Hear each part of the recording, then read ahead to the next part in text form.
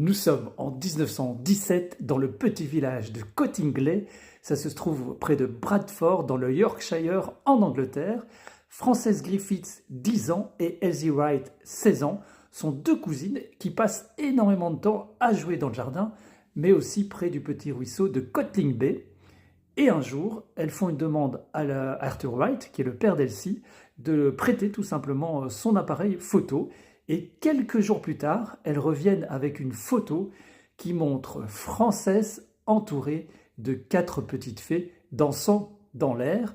Alors Arthur Wright, qui est ingénieur, rit et soupçonne qu'il s'agit d'une farce, mais sa femme Polly, elle, est tout simplement fascinée.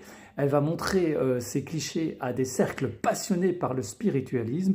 C'est ainsi que petit à petit, ces photos vont se retrouver et vont remonter jusqu'à Londres.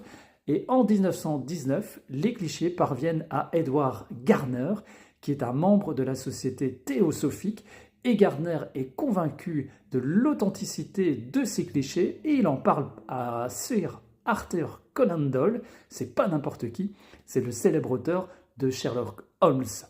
Conan Doyle, à cette époque, est profondément marqué par la disparition de son fils durant la guerre et il cherche des preuves de l'existence d'un monde invisible et ces photos tombent donc parfaitement à point nommé. Persuadé de leur véracité, il va décider d'en faire un article pour le magazine The Strand, celui-là même où il a publié les aventures de Sherlock Holmes. L'article, qui paraît en 1920, présente les photos comme une preuve scientifique de l'existence des fées. Le public, lui, est bouleversé, il est étonné. Certains s'enthousiasment, mais d'autres vont se moquer et mettre tout ça en doute. Mais Doyle, lui, est sincèrement convaincu de la chose. Il ira même jusqu'à publier un livre entier consacré à ce sujet, The Coming of the Fairies, qui est paru en 1922.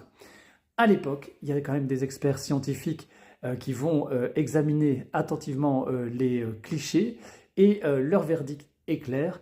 Les photos ne montrent aucun signe évident de trucage photographique.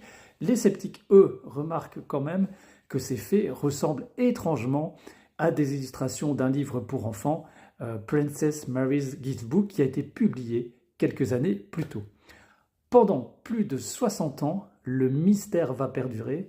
Frances et Elsie grandissent, se marient, vivent leur vie et surtout gardent le secret. Ce n'est qu'en 1983, dans une interview donnée à un magazine britannique, qu'elles avouent enfin la supercherie.